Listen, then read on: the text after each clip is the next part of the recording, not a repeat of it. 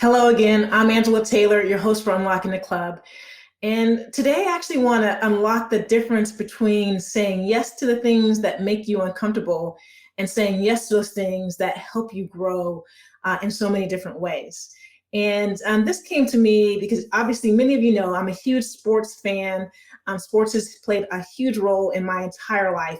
And I am brand loyal. I am loyal to Nike, and as you can't even imagine. But recently, the legend behind Nike's Just Do It campaign passed away. Dan Whedon, from one of the advertising agencies that has worked with Nike and other brands for a long time. And I just heard a little bit about his story, like in a lot of the reports about his passing, and people that have had a chance to interact with him talked a lot about just who he was, how he showed up, and how the Just Do It campaign came to be.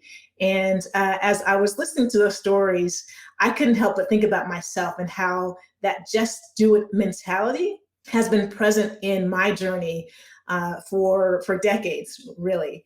And I thought about those spaces where I've learned to say yes when I'm uncomfortable, and those times and moments when I absolutely need to feel comfortable saying no. And a couple of years ago, I read The Year of Yes with Shonda Rhimes, which was a fantastic book. If you haven't read it, I encourage you to take a look at it. But it just got me thinking about those places for me as an introvert, those times that I've said no to going out to different events, meeting new people, and those different things.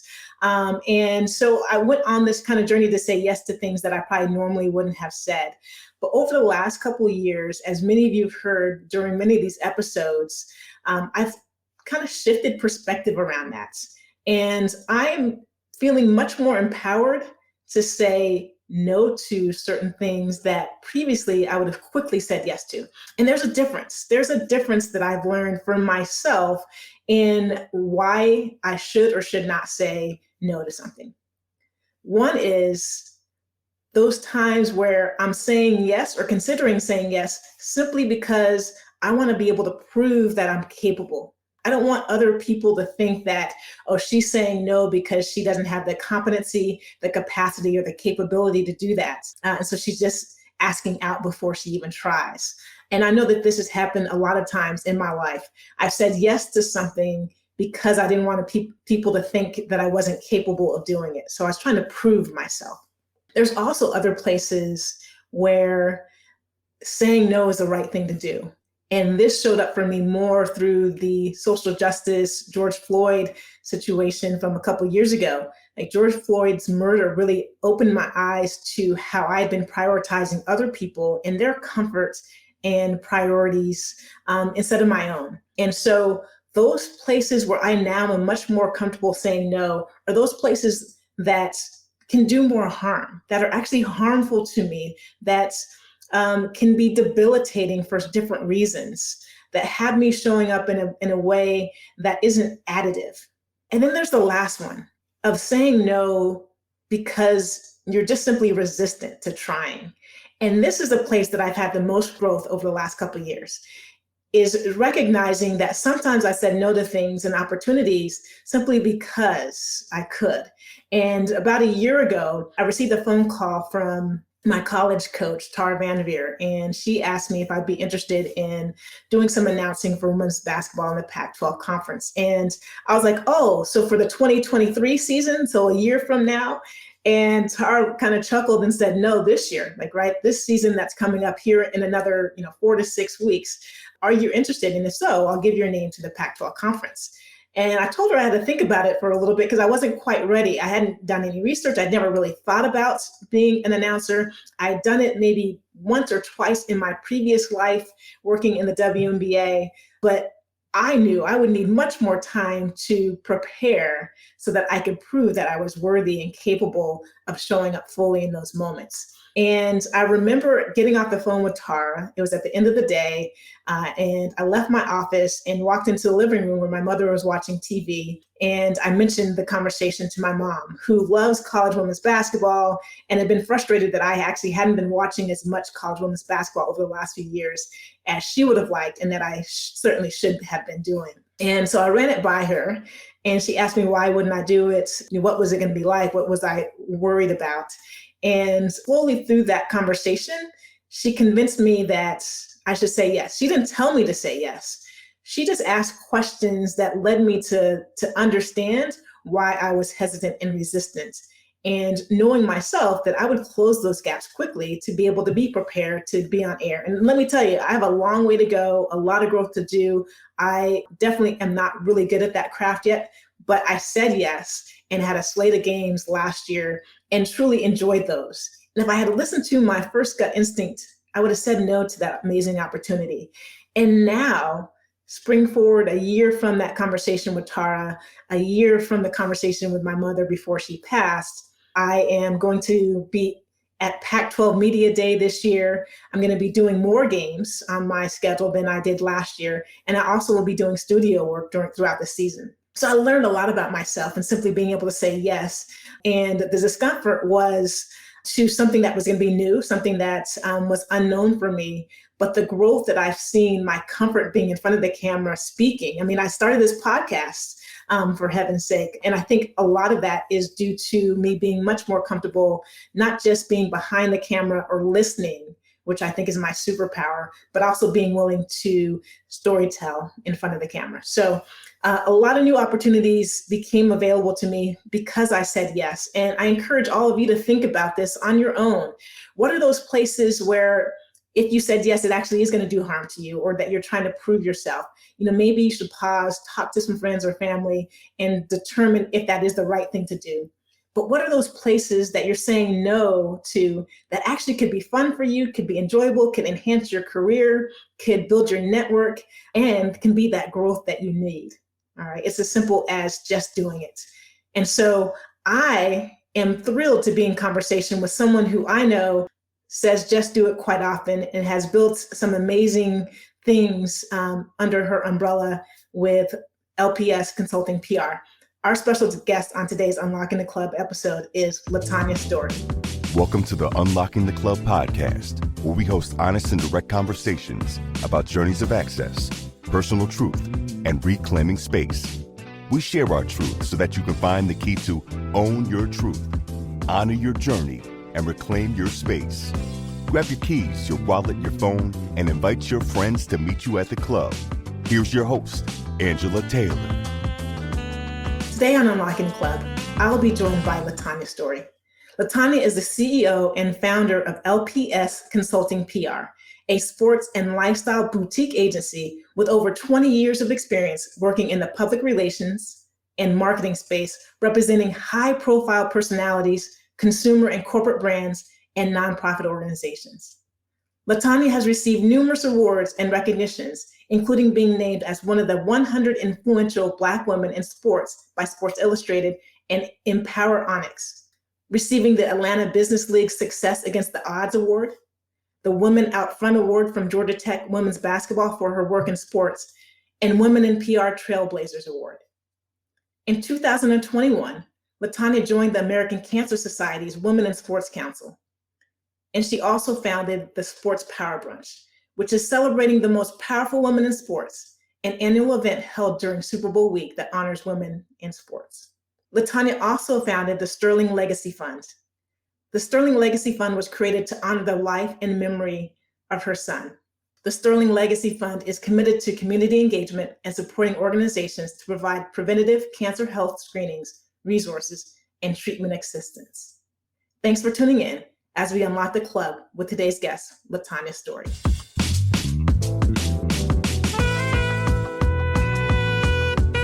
LaTonya, it is wonderful to see you. How are you doing?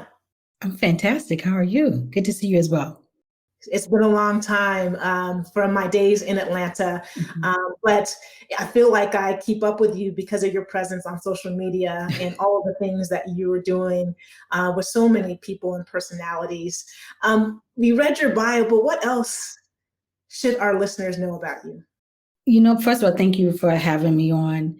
I think my bio pretty much sums it up, but I think more so, just that I'm a mom. I'm a mom first, entrepreneur second, a go-getter, someone who believes you have not because you ask not.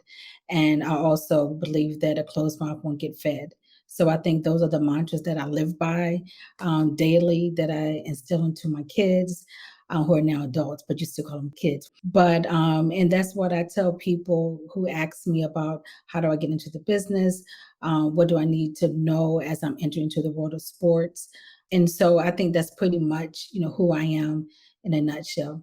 Oh, that's wonderful. Well, I know you have not because you ask not is true. Because if I didn't ask you to be on this show, our listeners wouldn't be blessed with hearing about your story. And LaTonya, we both have been in the sports industry for a long time, and you certainly your career isn't just contained to sports. Mhm. But there aren't very many people that look like us in roles such as yours, Right. that are leading PR for celebrities and personalities. What has that journey been like for you? Because you've been in it for a long time. What was it like at the beginning of your journey, and what is it like now? So I started 22 years ago. I'm originally from Norfolk, Virginia. We didn't have a pro sports team in town, but I always knew I wanted to do something in sports and entertainment. I had no idea what that looked like. I didn't know anyone who was a publicist, except for people I saw on television, but anyone that I could touch and feel and speak to, I didn't know. But one day I was driving down the street and I heard a commercial for the Allen Iverson Celebrity Summer Classic that was taking place in Hampton, Virginia, which is right across the water where I'm from in Norfolk, Virginia. And I called, left a message. I get a call back from Gary Moore, who was Allen's longtime manager. He invited me out to a volunteer meeting, and he just went around the table, asked people what they did, what their strengths were. I told him I was studying communications at Old Dominion University, and he said, "Okay, you're in charge of PR." I was like, "Oh no, I don't know it yet." He said, "No, you'll figure it out. No, you'll be fine."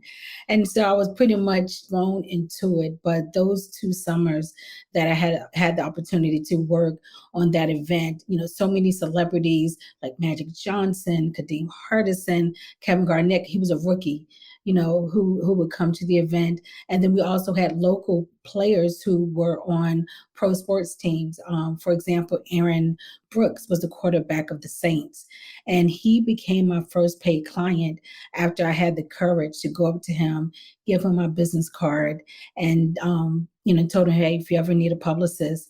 And he was the first person who took a chance on me, and that he became my first paid client, and that was 22 years ago. Wow. Well, and 22 years, 22 is a meaningful number for me. The double deuce, that was my Yeah. jersey and uniform number. Oh wow. This is the 22nd episode of Unlocking the Club. Oh And wow. you started 22 years ago. So all the things showing up there. And I think if I'm correctly, like the number 2, like represents energy, Oh, it right? does?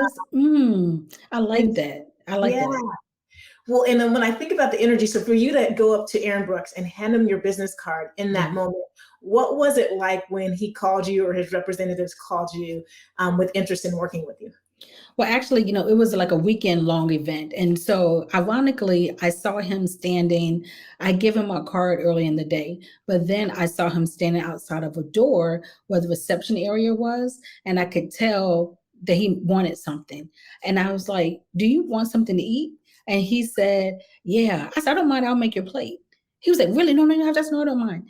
And so when I came back out with, his plate, and he said, "What was your name again?" And I repeated my name. And he looked at my card. He said, "Well, meet me in the lobby of the hotel later." And so that's when we started a conversation. He was the one who reached out to me. And then, we just kind of just started, from there. But, it was, again, 22 years ago, I would say a lot bolder than I am now. I'm still bold, but when you're in your 20s, I was just wide-eyed and happy-go-lucky and energy. I remember Mr. McNabb used to call me the Energizer Bunny, but I was just really, really hyped, back then. And so I had no fear.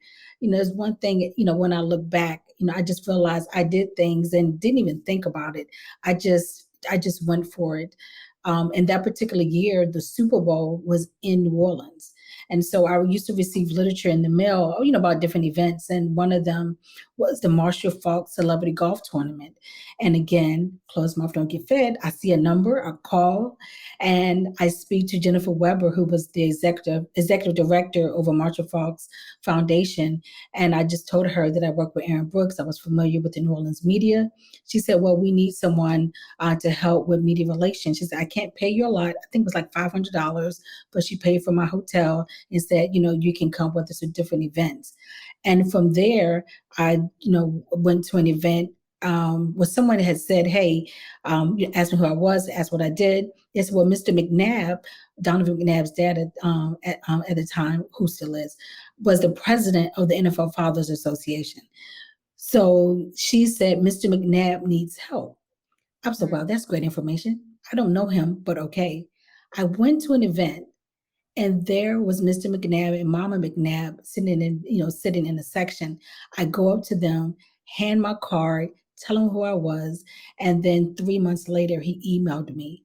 And from there, that's what really propelled my career. But in the meantime, I had a day job. I didn't have enough clients to leave what I was doing. So I worked in property management. I worked in radio. And that's really how I got started. Amazing.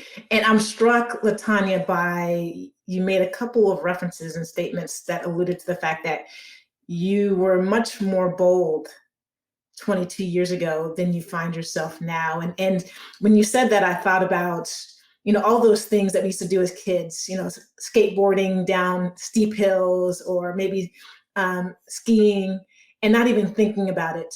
But as an adult, those things are a little bit frightening because we know the consequences, right? Broken bones or worse. Like, what was it that shifted your ability to show up and be bold 22 years ago that is different now? Life. I think life, just back then you just went for it. And I just think having been in the business, for such a long time now, and not to say that I'm not bold, because I'm bold now, but I'm more cautious. I would say I'm going in with more maturity. I'm going in with more experience, and that tempers my boldness, I should say. So that's pretty much the difference now. Interesting. And I wonder how much of that it's bold in a different way, in a different form. So, right, back then, maybe it was being brash and not really thinking twice about things. And now it's in significant decisions that you make, right? And things that you want to disrupt. Is that the case for you? Like there's still boldness that is embedded in your DNA, but it just has evolved. So I think now the boldness comes in the projects that I do. The boldness, comes in with me starting the Sports Power Brunch. But before that, in Atlanta, I would do these events called Ladies Pigskin Sundays for women who love sports, where women would come together to watch, football games. And one thing I like about Atlanta, moving from Virginia to Atlanta, what I love is that in Atlanta, you can be anything. People will support what you're doing. I mean, you can do a random event and people show up, and that definitely wasn't happening in Virginia, right? Like I can think of an event at this moment right now, and I can put it out there and people will come. That's the power, of unity and community in Atlanta that I absolutely love. So I think that's where the boldness comes in. I want to piggyback, as you were doing your intro and you talked about the power of no. It just struck me so much. And so, for me, like you said, 22 years later, how my no shows up and how my yes shows up in different ways. And so, the last couple of years, I had battled with stage fright, and I had never ever been scared of anything. I used to speak in front of the church. I used to, do public speaking. I won awards for speaking. I was a showwoman, right? And then, I don't know if it was from the pandemic. I don't know what it was, but I had, come upon this bout of stage fright. So I would turn down speaking engagements. I wouldn't go on panels. I was just really, really, really, really fearful to speak in public. And then after my son passed away, I remember Sheree Barrows came up to me, called me and asked me about joining the Women in Sports Council for the American Cancer Society. So fast forward, she asked me would I speak at the Cancer Lobby Day in Washington, D.C. I don't know if I didn't ask or she didn't tell me how many people it was in front of. And so this was last month. And so I wanted to say no so bad. I wanted to say no, but I knew it was going to impact so many people. It was in the vein of what I'm, pivoting to, as I'm, honoring my son. And I was like, so I just said yes without thinking about it, right? And when I went, we had a prep meeting the night before. And I think I asked, and I said, how many people, would be here? He said 600 people. So I couldn't run. I couldn't get back on the flight to leave, right? So I just, prayed to God to ask him to give me the stillness, take the butterflies away, take the stage fright away. And when I took that stage the next morning, there was no butterflies. There was no stage fright. Now, I cried my way through it because what I was talking about, but there was no fear. You know what I mean? And so, now, and even answering you, because I wanted to say no when you asked me. Again, this is the power of trying to say yes, and not be afraid. And when we speak things, and we speak about pivots and we speak about the next chapter, then God shows us what that next chapter could be. And then, sometimes we say no. We put things out there, but when they show up, we have a tendency to retreat. And so I knew what this moment was. And I said, maybe I should have told her another day. But I said, no, I'm going to go ahead and do it because this is what I spoke about. And this is what I said I wanted to do. And when it showed up, it showed up in the right way. And when I say no to things, it's about peace, right? It's about peace. It's about joy. So anything that I get into, though, that I say yes to, it has to bring me peace. It has to bring me joy. If I said no, because I know it's going to give me some sort of anxiety, it's not something that's in the vein of who I am now or what I want to do or who I want to be. And so that's helping me with the yeses and nos. And so it just resonated with me in your opening when you talked about that. Thank you for sharing that. And there's so many layers there, LaTonya, because from the outside looking in, again, whether it's on social media, I think I've been following you on social media since 2010 or 11, right? When I was in Atlanta, you had these events, the Pigskin Classics, I think it was what you said it was called. From the outside looking in, you're in PR. Yeah. You're so polished, right? And well-spoken, and people wouldn't think that you would have stage fright. Yeah. And yes, and I think so often we beat ourselves up about those things and we don't notice that your body, heart and soul was telling you something in that moment that you needed to do differently and to say no. Like, how has that evolved? Like, are you listening to yourself? You mentioned COVID. Do you listen to yourself differently now than you did earlier on in your career? Yes, because I used to say yes to everything. And I realized that I had a burnout in 2011. I remember I had like 11 clients and I was moving and shaking. Atlanta was on fire and just traveling here and doing this and doing that. And then I got to a point where I got burned out. I took a break. I went to work at George Mason University because I was like, I can't do this anymore. I just hit a wall. And what I realized, I didn't have work-life balance. I didn't even know what that meant. And in some respects, I think my children grew up and I just didn't, one day they were kids, the next day they were adults because it went by so fast. And I just realized that I had put work first in a lot of situations and instances. And so for me, I think I hit a wall, and that's before we talked about mental health and wellness and burnout, right? That's not something that we talked about back then. We just work. You sleep when you die. I can't believe we let people talk us into that, right? No, you need sleep. I need to go to sleep, right? So, I'm tired. Right? Yeah. I mean, well, why do people tell us that, right? Go mentality. And when you do that, you slam and you hit a wall. And so, for me, I have really had to step back and really take heart and take inventory. Is this what I really want to do? Right. Because then we ask for a dream, we ask for a career, and then when we get it, we're like, what's next? Right. Am I being fulfilled in this? Because to your point, from the outside, like, oh my God, she's with celebrities, she's with athletes, she's doing this, she's going here, she's going to the Super Bowl. Those things are wonderful. And it absolutely is my dream. I don't take it for granted. I'm very, I'm very happy for where I am, but I know a lot of things I manifested.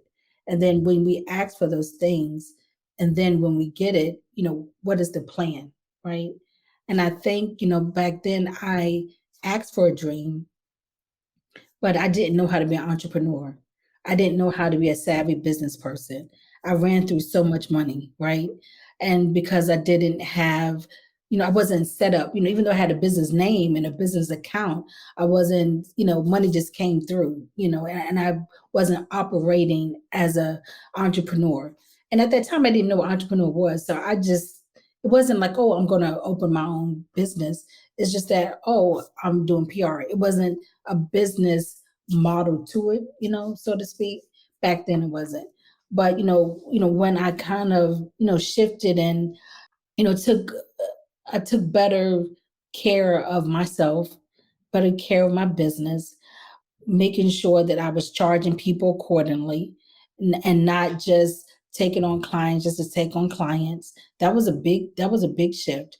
So, for me, I don't have to have 10, 15, 20 clients, but I have to have the right clients paying the right retainer. And that doesn't mean numbers wise as far as quantity, right? It's about quality, and that really changed the course of my business, so much. And also too, again, when you talk about the power of manifestation, I just know ever since I was a young child that I had a belief. I believe in everything. I remember in the third grade there was a motto we had in elementary school. It was called "Believe, Achieve, Succeed." And that always stayed with me. And that was our motto for Norfolk Public School System. And I always remembered that.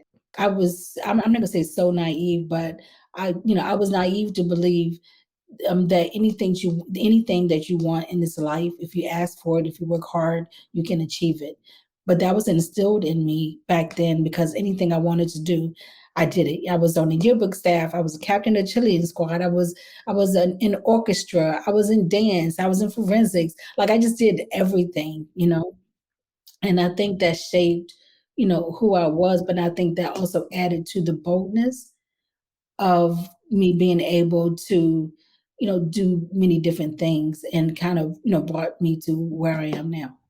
Well, the concept of believe, achieve, succeed is very reminiscent of like those messages from my childhood, from my parents and people that influenced how I showed up. And it was, put your head down, work as hard as you can, and get good grades, right? And the rest will come. And I wonder, when you talked about this go, go, go, you had so many different things. You were craving learning, you were participating in all these extracurricular activities. Where did that manifest? What and who told you you had to do all those things? No one told me, but I would say this, I was very fortunate, the school system that I was in, I was in honors classes, I was in DGA, at the time it was called DGA, which is designated gifted alternative classes, which later they renamed to honors courses, and then AP classes in high school. But I was among, peers and classmates, and many times I was the only Black person in class, in the honors classes back then.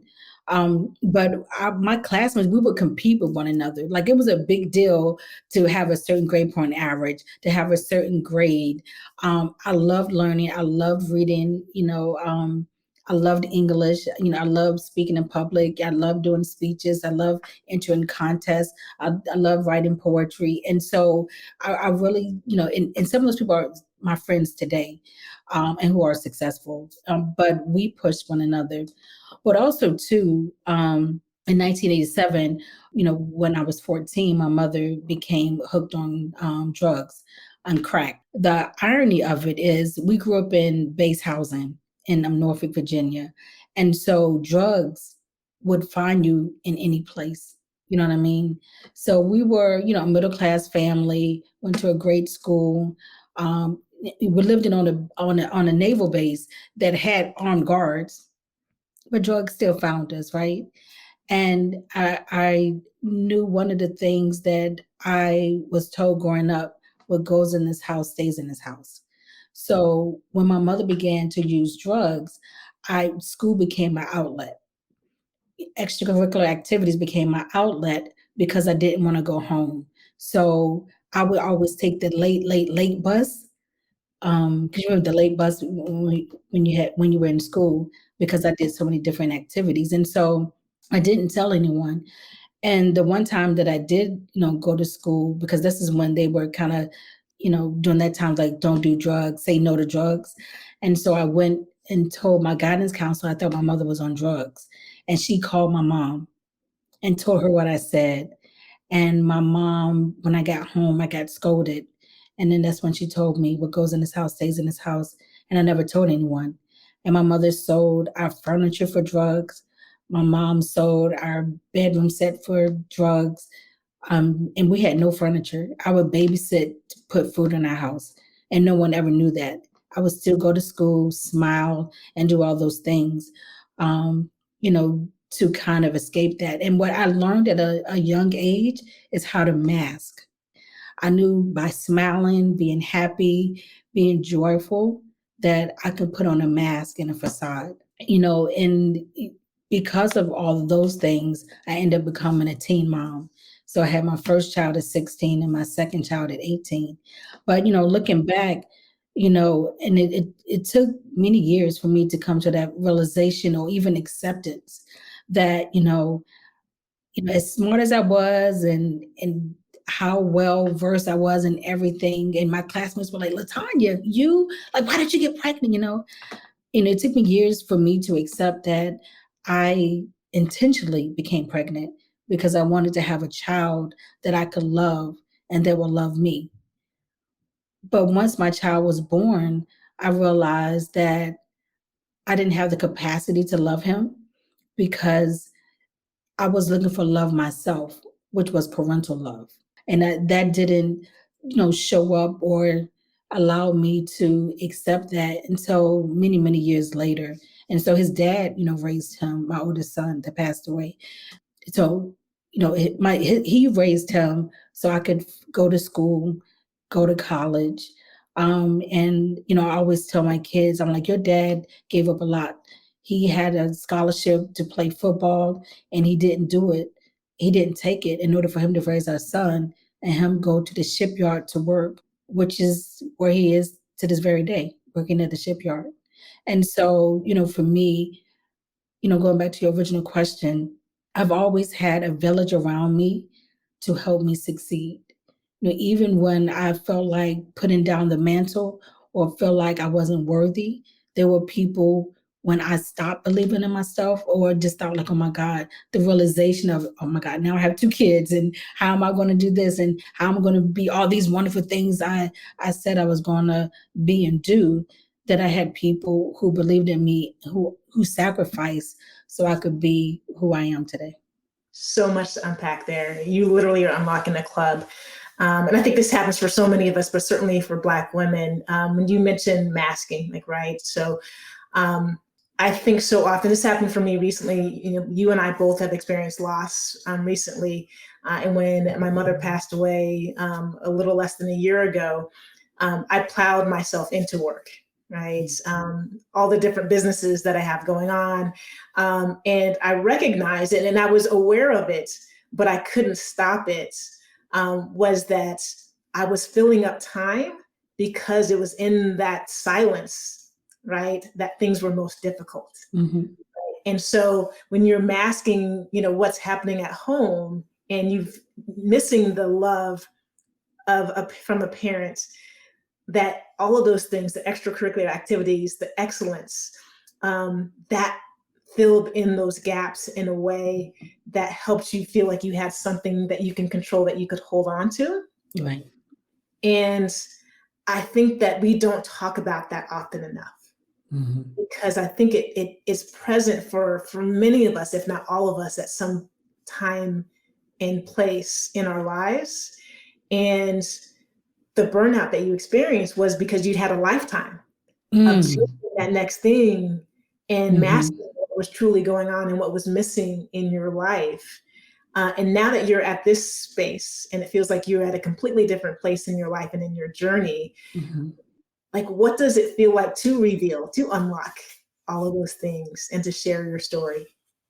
It felt like, well, therapy helped, so I had to see a grief counselor, after, my son passed away. So, well, let me pause to say this. So 2 years ago in 2019, 2 days before Christmas, on December 23rd, my oldest son, Sterling, passed away from cancer.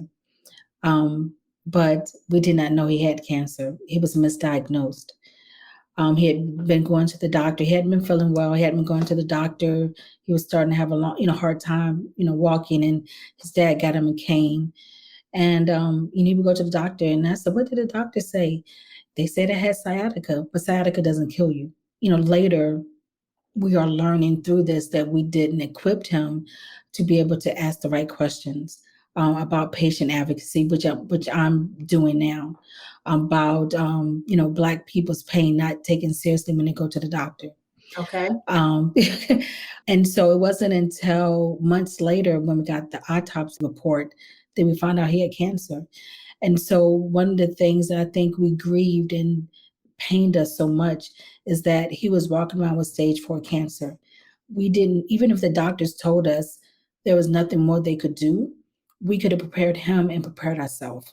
And I think that's the biggest thing. If there's guilt, that's a residue of this experience, is that we didn't have an opportunity to, be there for him in his last days and be there when he took his last breath and all those things. But, just being able to process all that through therapy, speaking to a life coach, crying, getting it all out, not getting stuck in grief is what my pastor said as well. And just coming, to realization that everything that I've gone through, because you don't know what your purpose is. Many times I remember when I was younger, I said there's a plan, purpose, and destiny for my life. I would just say that not knowing really what it meant.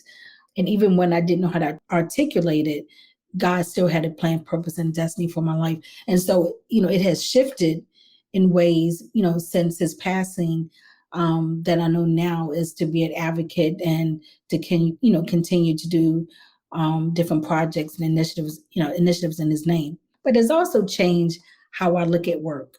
It's slowed me down. Is having me to realize what's important and what's not. We live and work in a space. It's sports and entertainment. It's not, what I'm saying? It's for fun. And so it just made me, stop and pause about what's important to me. What do I really want to do? What does my next chapter look like at 49 now, about to turn 50 next year, which I hadn't considered. And so, for me, being able to go through that, process it, and to your point, everything that I've gone through since I was a little girl up until now has manifested itself, has showed itself, and now created, this person, who I am now. And to realize that, again, we came from a time where we didn't talk about it. We didn't talk about what went on in our home. We didn't talk about trauma. You know what I mean? And so all of those things that, we just got up and did it and showed up. And many times we showed up in spite of what was happening. And so, hopefully what I'm doing, what I've gone through, what I'm able to now publicly share, what has, happened in my life, that it will be, a blessing to other people, whether it's a loss of a child, a parent, a loved one, grieving. My mother passed away in prison. A lot of people didn't know that. And so, just, having to deal, with all of that, and just the guilt and shame of having, a parent that was a drug addict. And so just all those moments in my life to create the person I am today, to be able to still be able to stand, somewhat sane, and, be here to tell the story. Wow. Well, first and foremost, sorry for your loss. Thank you. Sorry for your loss, particularly under the circumstances where you didn't know and he didn't know what he was dealing with. And if, right, he had perhaps, right?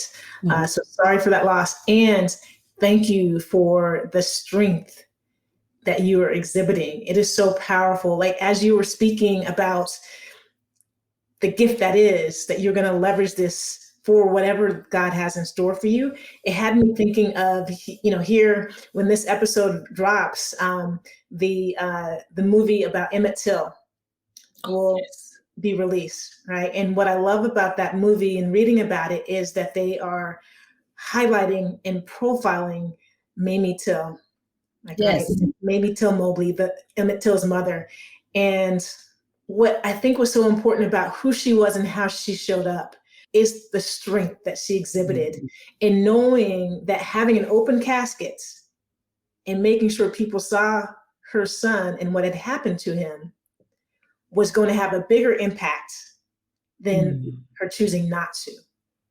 And what you are doing and how you're showing up in this moment reminds me of how Black mothers so often show up for their kids in really powerful ways. But what Mamie Till Mobley did in that moment was using this tragedy, this tragic loss, to actually educate, inform, inspire, and hopefully change the trajectory of somebody else's life. Yeah. And you know what? And again, this is not a mantle that I thought I would take up or would want to take up. And so many people, and my son is not the only person who's been misdiagnosed. My son is not the only person who has died, as they say, too soon. But, I do have the platform to be able to talk about, health disparities for people, if something doesn't feel right, doesn't seem right, to ask for a second opinion, to ask for a patient advocate that's at the hospital that you are afforded, that you can ask for. These are things I didn't know. These are the things that we didn't let our son know because he was 30 years old. And we just thought that he knew what to say when he went into the doctor's office. That was, being presumptuous on our behalf. For me now, it means so much to be able to do that, in his name.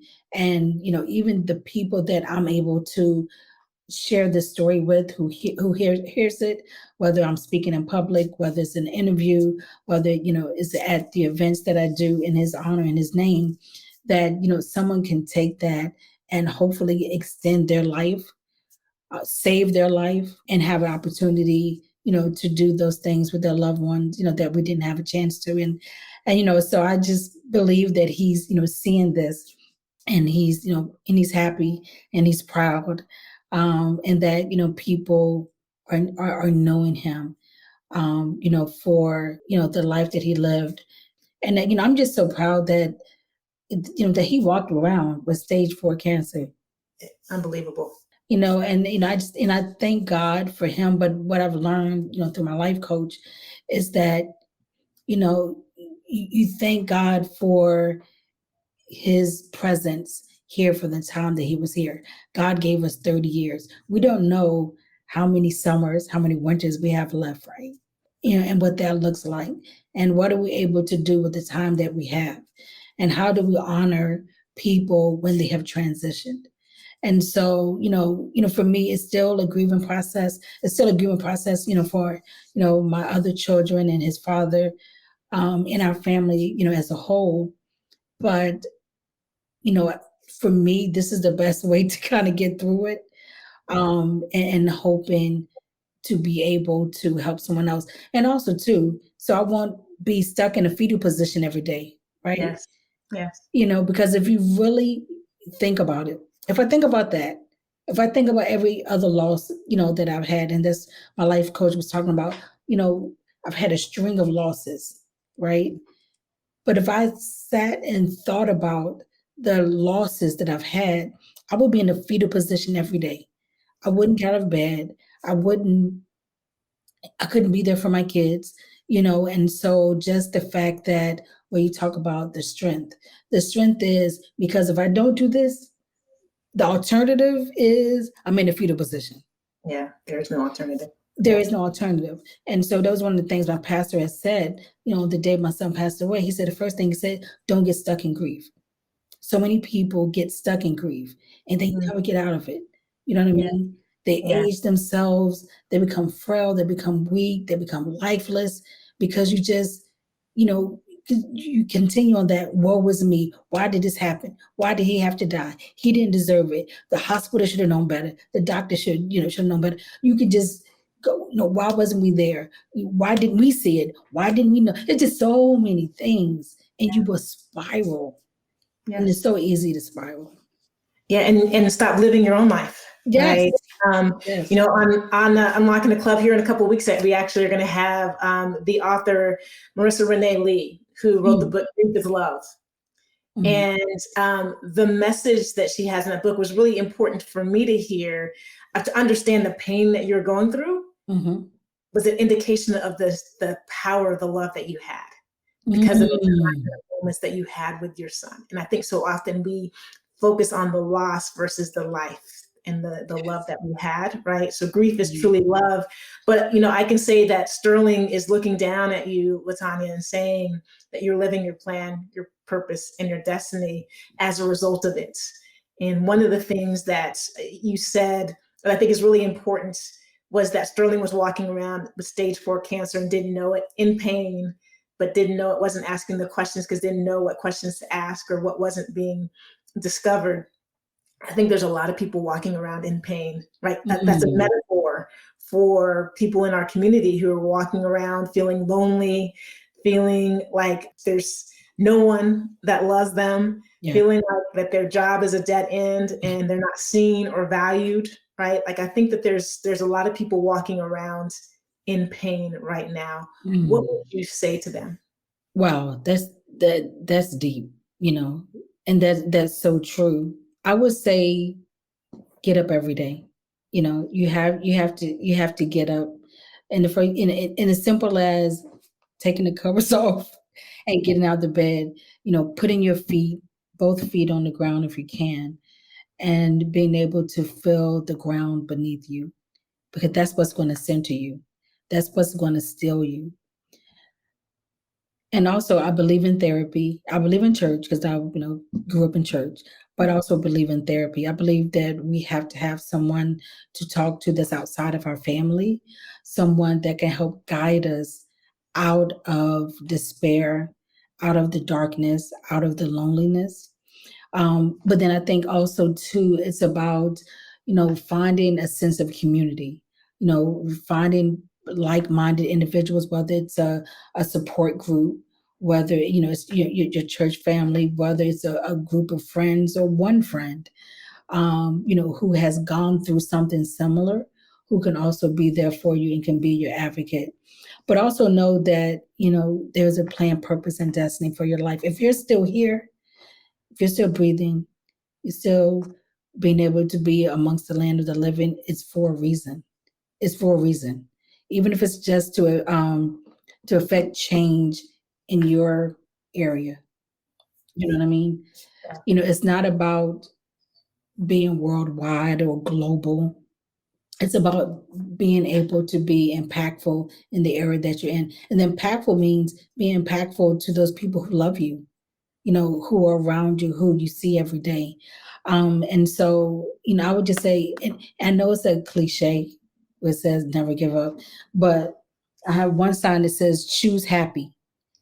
Every day you have a choice. I have a choice to be happy, sad, glad, mad, indifferent. And so if you have a choice, choose happy, right? And then my other sign says don't quit. But then also there's another part of it that says do it.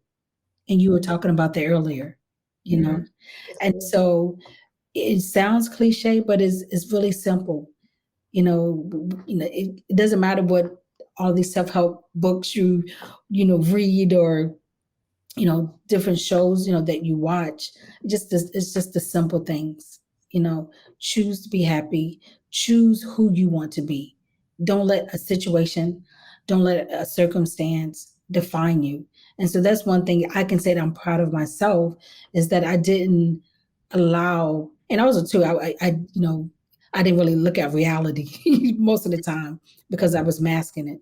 But, I didn't let what happened to me define me, because going back to the boldness, I believed in myself so much that it didn't matter that my mother was a crack addict. She died in prison. I was a teen mom 2 times over. I lost my son, lost business, lost clients, gained clients, but I still believed in me and knew that there was more for me. And I think I'm living my more. You're living your more. Like, we all fall down. Yes. And we have to get back up again, right? Yes. And I think one of the things that you said was, I think, a really important point is that oftentimes, we may walk around and someone's going through something. And what I appreciate what LaTonya is doing today is modeling not being okay, not being okay, and going out and getting the help that you need. And mental health is really important in our community. Probably even more so after the last 2 years in COVID than we can even pinpoint right now. But I think so often in the Black community in particular, right, if there's something that's just not right, people like, go take it to the Lord. Yes, like, take it and leave it there. And leave it there. Was with some colleagues at a conference a few months ago, and we were talking about that. Like, if somebody walked up to somebody and had a broken bone that was poking out of their skin, would they say, take it to the Lord in prayer? Or would they say, go get help? Yes. We have to normalize saying, go get the help that you need. Yes, yes. And it doesn't make you weak. It's really a sign, of strength, because, and also too, it helps health-wise, because the more you keep things bottled in, it's going to affect you, stress, anxiety, high blood pressure, and if the doctors can tell you, right? So whatever that list is, you have to get it out. It's making you toxic. You know what I mean? Sometimes it can come up in your attitude. There's some people just mean. They're just mean and nasty, right? But it could be that they're harboring pain. Yeah. You know what I mean?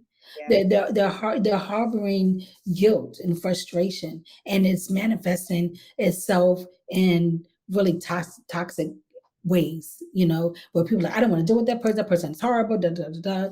And so sometimes you have to think about the being and the soul of a person, and what is that soul going through? You know what I mean? What is that soul, even that inner child of that person? And I know in many cases we can't look at, a person when we see them at face value, but just reflecting, what is that soul? What is that inner child? Because there's so many things that we've all have gone through growing up that we were never told, that we were told not to tell, that we are carrying around, that has caused us so much pain and frustration and anger. I would say, to let it go, tell someone in a safe space, so you can be the best person that God has called you to be, or the universe has called you to be. Yeah. We all know that hurt people hurt people. Yes. Right? And I think, you outlined your circumstances. One of the things that we say with the Dignitas Agency, we say, circumstances happen, be powerful anyway. And that doesn't always happen. So you had circumstances, like you were hurt as a child, and there was someone who saw you, right? Those teachers that put you in the gifted and talented program, they saw you and your capabilities. And that unfortunately doesn't happen for everybody, right? There's these lost Einsteins we hear all the time about, that they don't have someone in their universe that sees who they are and the value they bring. And they just are submerged in that hurt. Yes, yes. So the funny thing, I've recently had some things framed. And so I keep everything. I'm a hoarder. I mean, a hoarder in the sense of I still have my elementary school report card type of hoarder. Yeah, because I'm thinking, one day someone is going to want to know this You're going to information. need that. You're going to look for it. And if the sooner A you day go in the away, life, for this day in the life, I look back on who was she, they're going to need that. Yeah. But I was sharing with my friend the other day, I said, in my junior high school, my 8th grade year, I won Student of the Year in September. And I'm a Student of the Month in September. And then later I was Student of the Year. So there was one Student of the Month, during the school year. Then you're in this pool, and then someone becomes Student of the Year. So I was the person that was Student of the Year in 1986-87 school year, right before my mother got on drugs. And I framed the poem that was read aloud for me being Student of the Month as well as Student of the Year. And I have it framed. And I look back and look at the words, and it described me at 14 as who I am now, but that my teacher saw something in me, that my classmates saw something in me way back then, and that I am living what those words said about me then now. And so, as I look up here and I look, what it said about me, and to know, said the last line is, for you are the best. And so that has always stayed with me. And now as I look up up here and say you're a shining star, and like those affirmations, like I had the best teacher, Mrs. Ashworth, may she rest in peace. But she was the one who got me into forensics. She's the one who got me to the Optimist Club. She was the one, make sure I entered these speech competitions. And so she saw something in me. The power of a teacher. I had an art teacher the same way, Mr. Harris, he was my yearbook teacher and newspaper teacher too as well. But there, along the lines, there were so many amazing teachers and educators, that, instilled hope and optimism in me. And then, hopefully that, I've imparted that into my own children. And then I also impart that into, my clients and into the people that I encounter. Yeah, I have no doubt that that's the connection with the work that you're doing is you were seeing, and what that did for you, how it amplified your confidence in yourself is one of the reasons why you were making sure that others are able to receive that as well. It's so important for us, again, the meaning behind the show was, I think that Black women in particular are very rarely seen and heard in the way that is honoring who we are. Yes. And when that happens, it's so powerful. Do you know when we see one another on the street, and if it's a hairdo, if it's an outfit, it was like, I see you hair, I see you dress, I see that green top, girl. Yeah. But we have a way of hyping one another up. You know what I mean? And we don't have to know you to hype. I did it yesterday at this event. I had on a green suit, but then I saw some other people had green on. I was like, I see your green blazer. I see your green shirt. And we just knew. That's all you need. And it was just a smile, as big as your smile is right now. That's how, they were as well. And so I think it's the power of uplifting one another, encouraging one another, empowering one another. And it's with a smile, it's with work, and it's with deed. Yes. And it doesn't cost you a penny to be able to do that. And it doesn't take anything away from you. Doesn't take anything away from you. Yes. There's enough room for all of us to eat. Yes. We're here on Unlocking the Club with LaTonya Story, talking about how to choose happy. And we will be right back in a moment on the back nine. Do you want to stop feeling like you have little to no control over your life's journey and instead amplify your life's purpose? You all know me as Angela Taylor, host of the Unlocking the Club podcast, but I am also a business, career, life, and leadership coach, helping my clients to live their best life. Every day, I help my clients discover what they truly want in life, and then unlock the club on how they can live their best life. If you're like many of my clients, you have found yourself over the years prioritizing everyone else and everything else. Your job, your significant other, your family, your friends, your community, the list goes on and on. Well, I'm here to tell you the best thing you can do for others is to invest in yourself. You don't have to have all the answers. You don't need to succumb to the fear of failure. You don't have to be perfect. You don't need to feel like you're being selfish. You simply need to prioritize you. You may be thinking that coaching is for other people, but trust me when I say that we all could benefit from a good coaching relationship. Together, we'll build a plan to help you amplify your gifts, clarify your goals, and accelerate your journey toward the life you desire, which may be finding financial wealth, spiritual health, relationship success, and/or freedom and flexibility. You no longer have to feel like you aren't welcome into someone else's club. Let me empower you to leverage all of your extraordinary gifts and create your own club. Head on over to unlockingtheclub.com to book a free 20-minute introductory call to learn more about our Unlocking Your Journey coaching packages, or use code UNLOCK to get a 15% discount on the 6-month coaching package. Today is the day to invest in yourself. Let's unlock your journey. Welcome back to Unlocking the Club. I'm your host, Angela Taylor, and we are having an extraordinary conversation with LaTonya Story about choosing happy. And here on the back nine, LaTonya, I'm curious, what happiness are you choosing right now in this moment? Oh, I'm choosing me. I'm choosing me.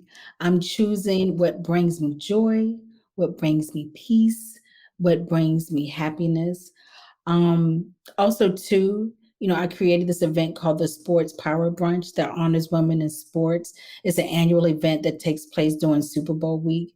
And just again, the power of a thought for me to create this event that people embrace, people spend their money, come out to support, that is now grown into one of the most highly sought after events to attend during Super Bowl week. And so for that, it's just a blessing, but I choose to be happy. I'm gonna make that choice every day. Just the other day, I was sitting on the couch and I was talking to my daughter, and I said, "You know what? I'm happy." She was like, "You are?" I was like, "Yes."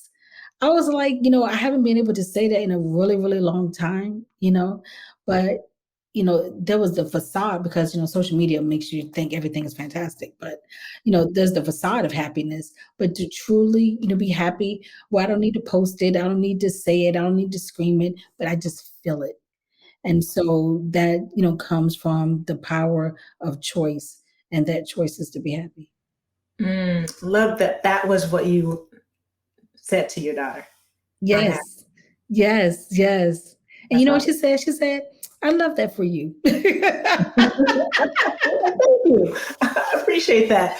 I love that for you, Mom. I love that for you. Well, and it's no surprise that you're creating this power luncheon at the Super Bowl to honor women in sports, because that's who you are, right? You see them, and in that industry, it is incredibly difficult to navigate those spaces. And so you are creating that platform to honor. Yeah, but also too, it's women that people may not even knew existed, right? It's not the ones that you see, on the screen every day. I'm talking about, the women who are senior vice presidents, senior directors, EVPs of companies, chief marketing officers, that you may not know them by name, but they are powerful women. They're the driving force behind a lot of industries and a lot of teams and a lot of franchises. And so being able to spotlight them, and they're so gracious just for the honor, and I try to make sure that I love on them, and that, we are, where we're flying them in and putting them up in ground transportation and things that they may not have been accustomed, to receiving, but just to be able to give them their flowers, while they're here, and thank them for the contribution they've made to our industry, and that has not gone unnoticed. But not only that, is to be able to assemble all these like-minded, strong, powerful women in the same room and give them an opportunity to network with one another.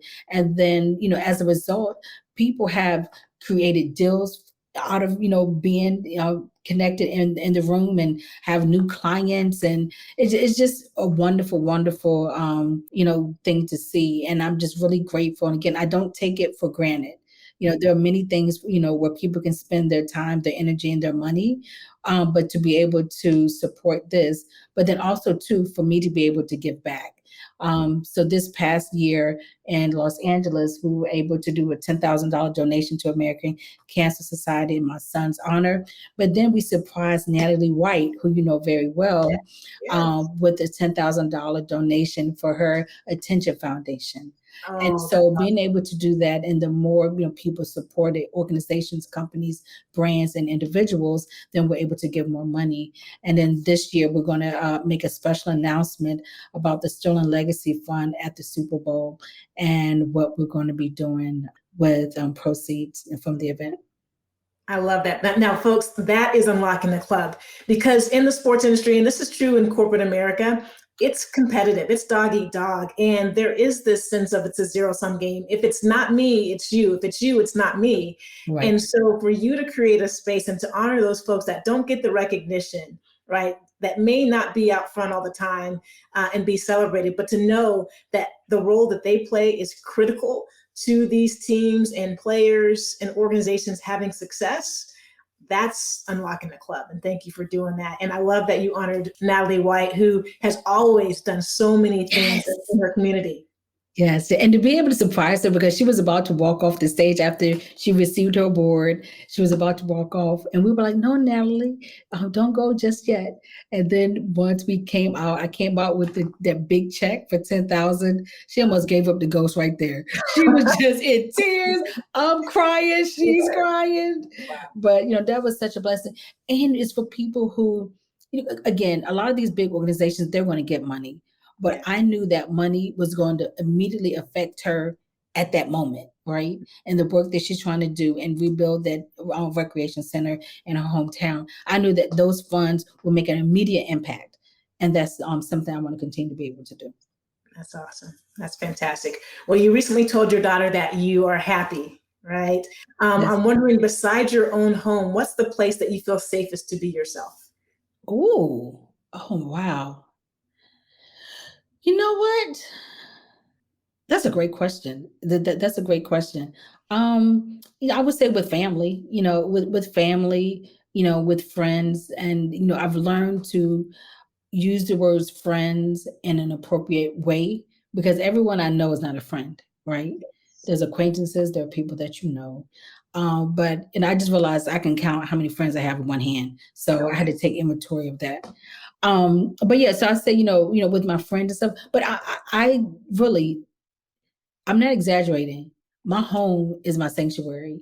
Like, I live just to be able to come right back home. I think I've created a space where it's comfortable, it's calm, and it's in a safe place. And and when you even say safe place, I don't take that for granted. I know that there are women who are in abusive relationships. I know there are women who are, have to fight every night, for their life, for their sanity, for their peace of mind. And the fact that, I'm a single person, but I'm single by choice. And at 49, I'm saying that I would rather choose peace and serenity over being in something that's toxic and chaotic. And so, for me, that's my safe place, and I think just being alone with myself, is my safe place. Yes. Well, and I love taking inventory, right? Because I think the stores do it all the time on a regular basis, whether it's quarterly and certainly annually, but we don't take inventory of our friend and our network. Yes. So important to do.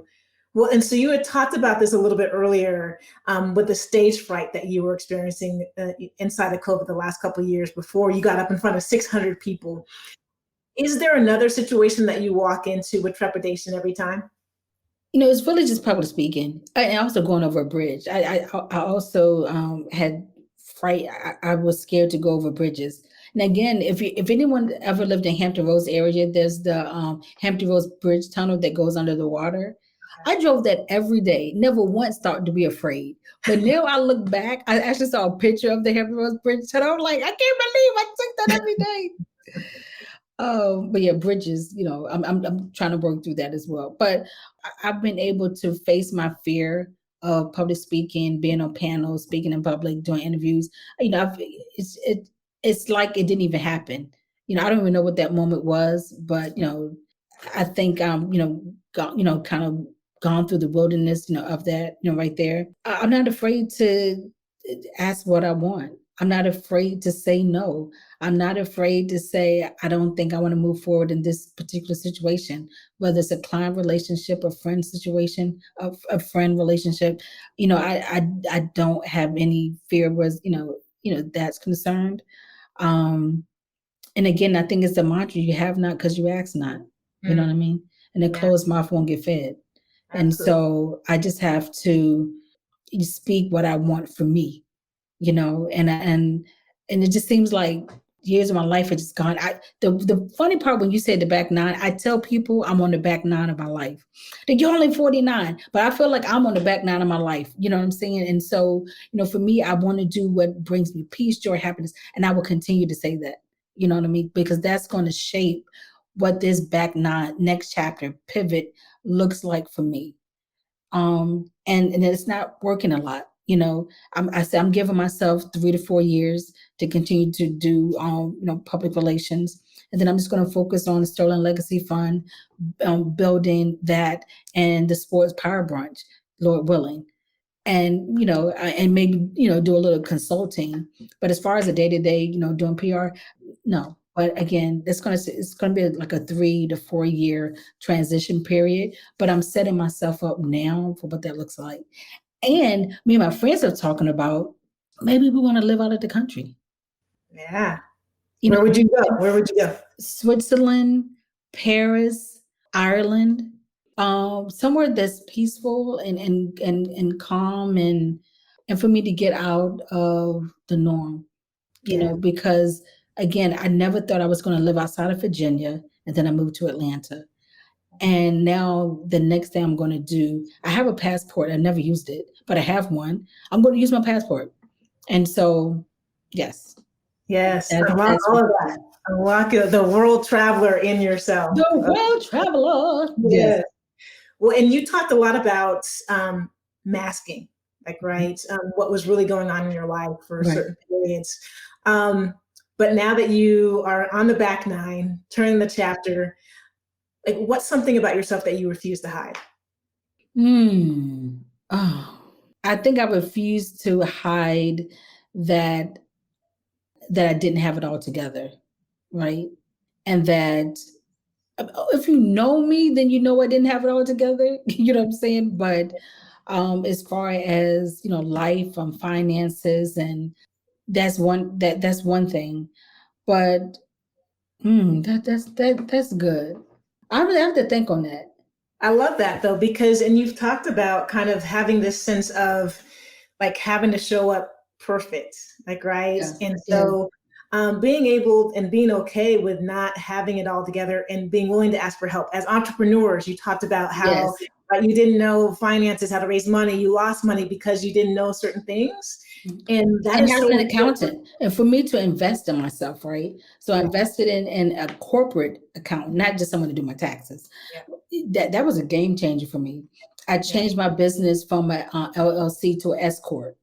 Game changer. You know what I mean? So all of those business moves that I did, was a blessing, to me. And again, how I service the clients, how I take on clients, was really big in how my business has grown over the years. And you being willing to not hide the things that you don't know and actually seek the help that was needed. Yes. And I think so often we get in our own way because we don't want to come across as a certain way or be perfect. Yes. And I think that I know this based on the conversation, but what's your superpower? Oh, my superpower is optimism. I believe in a glass half full. So, and being able to see the bright side of things. You know what I mean? I'm not a negative person. I'm a happy-go-lucky person. I'm not as energetic as I was in my 20s, but I'm a very, I believe everything's going to work out. I believe what the Bible says, all things work together for our good. I absolutely believe that. I believe in manifestation. I believe that whatever you ask for, you can have according to his will. But, those things, I believe, and I think that's who I am. Yeah. Well, as that optimist, when you think about the world that we currently live in and the spaces that you're navigating, what's the story that needs to be told? Oh my goodness. The story that needs to be told are how many amazing women that there are who work in sports, who work on the team level, work on the league level, work on the Players Association side of the house, who work with agencies. There are so many fantastic women. And some of the stories are being told, but they can continue to be told, and not just on one-offs during Women's History Month, but it can be told all the time, just like we tell men's stories. Yeah. And it doesn't have to be tragic stories. You know what I mean? Yeah. Just to say just the remarkable things that women are doing to be able to shepherd their organizations and move it forward and move the sport forward and the industry forward. Yeah, yeah, that's so important. I noticed, was it last week when the Warriors had their ring ceremony? Yes, when Right, they brought recognized and brought somebody that's been with the organization for what feels like 20 years or so. I cannot Yes. remember her name, Yes, but they I gave put her in a a ring. yes. I'm like, something, I want to know that story because Yes. everyone was so happy for her and they gave Yes. her that moment. Yes, I love that. Exactly. Moments like that. And I think that not only there's some, young woman who's in college or in grade school who saw that, who probably never even attributed women being a part of an organization in a senior leadership position. Yeah. You know what I mean? Where the players spoke so highly about her, and as well as management and ownership, to say that we couldn't be who we are without you. Yeah, that was special. I applaud Steph Curry and the team Yes. for orchestrating that moment. That was really powerful in subtle Mhm. ways. A couple more questions. You've talked about being your best self. When you're at your best, however you would define your best, what's true for you? Oh, what's true for me? What's true for me that everything happens for a reason. That, you know, that there is a plan, purpose, and destiny for my life, for our lives. And what's true for me is the sun will rise again. Yes. Yes. And that joy does come in the morning. And many times when you go through disappointment and heartache and grief and loss, when the Bible says that joy comes in the morning, and the morning doesn't necessarily mean 24 hours later, and also when it says joy comes in the morning, also joy comes in the MOURNING, Exactly. not That just goes the with love. sunrise and morning. Yeah. You know what I mean? Yes. And so, because you have to go through the morning, Yeah. to get to the joy, right? Yeah. And so, I believe that I believe in higher power, however you define that, and then that has been tested. And also, going back to taking inventory, I had to take inventory of my own faith, right? I had to take inventory of, is there a God? Is there a heaven? Where did Sterling go after this? Is he still here? Do you see me? Just all of those, there's just so many different shifts and paradigms, that I've had to gone through. But at the end of the day, I know that there is a higher power and however you choose to define him or her. But that, is that power and that source of energy that is allowing me to continue.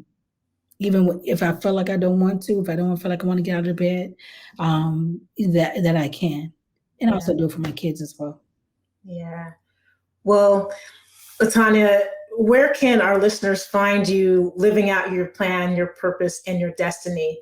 Where are you on social, and what else? I know you've talked a little bit about Sure. Sterling Foundation, but what are you working on? Any special projects?